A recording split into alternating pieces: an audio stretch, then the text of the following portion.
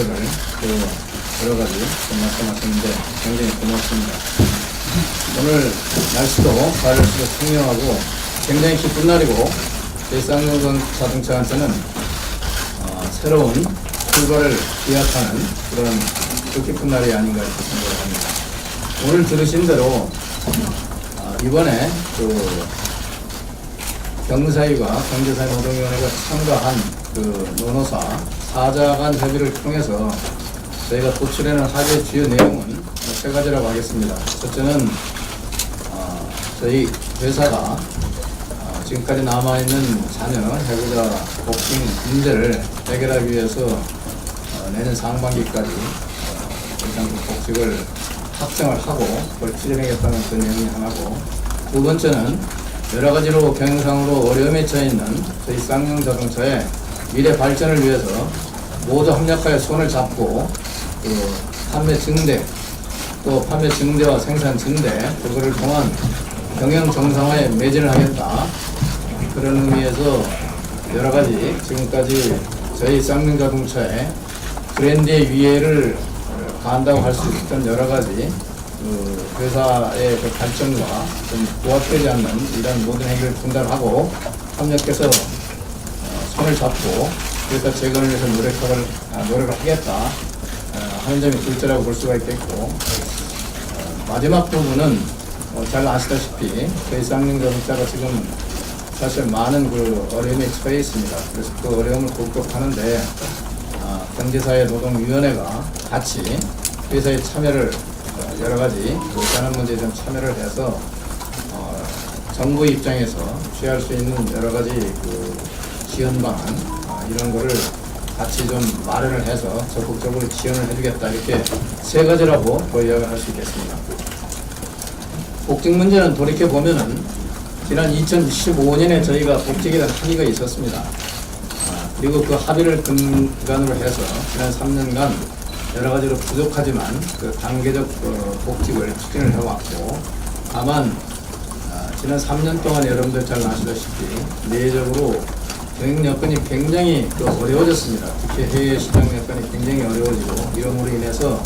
회사가 원래 세웠던 그 계획이 차질을 빚고, 그러다가 보니까 복직 수요도 그게 생각만큼 일어나지는 않아서 복직이 지연되었고, 그에 따라서 이번에 여러 가지 사태가 이렇게 발생이 되었다, 이렇게 또 말씀을 드릴 수 있겠습니다. 저희 회사가 복직을 이번에 시점을 확정을 했는데, 지난번에 합의에서는 저희가 시점을 확정을 하지 않았었습니다. 그 이유는 이 복직이라고 하는 것이 회사가 계속 성장을 하고 거기에 따라서 생산 판매가 이루어졌을 때 복직 수요가 일어나고 거기에 맞게끔 충원을 해야 된다 하는 그런 나름대로의 노노사 간의 합의가 있었기 때문에 시점을 확정하지 않고 추진을 해왔습니다만, 여러 가지 차질을 빚으면서 지금 이번에는 저희가 복직 시점을 내년까지 확정을 하고 일단 그걸 추진을 하자 이렇게 합의를 했습니다만, 그 합의의 근간에는 지금 저희 회사가 여러 가지로 어렵습니다만 그동안에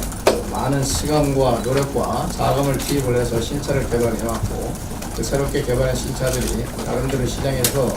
좋은 반응을 얻고 있습니다만, 방금 말씀드린 대로 여러 가지로 경영 여건이 허락지를 안 해서 충분한 판매가 이루어지지 않기 때문에 저희가 그런 여건상에서 복직 시점을 확정하기가 어려웠으나, 내년도에는 저희가 지금 3개의 신차 중에 지금 계획이 되어 있습니다. 그리고 이미 여러 가지 공시나 이걸 통해서 아시겠지만 저희 쌍용 자동차가 아직도 지금 적자 상태에 있으나 그런 상황에서도 내년 약 4천억 정도에 해당하는 그런 자금을 좀 투입하면서 신차 개발을 하고 또 생산 시설도 나름대로 보완을 하고 이렇게 굉장히 열심히 투자 활동을 해서 내년도에 3개 차 중에 신차가 나오게 되어 있기 때문에 일단 시장 여건은 불확실하지만 나름대로 그런 신차 투입 여건이라든가 이런 걸 활용할 때 지금 저희가 제시한 대로 내년 상반기까지 해서 전체적으로 100%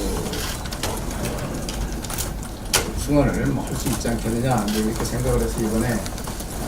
합의를 하게 되었다고 말씀을 드리겠습니다. 다만 여기서 이제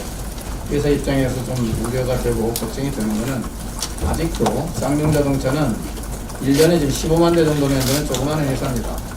그리고 지금 생산시설이 25만 대인데 상당히 나름대로 가동률이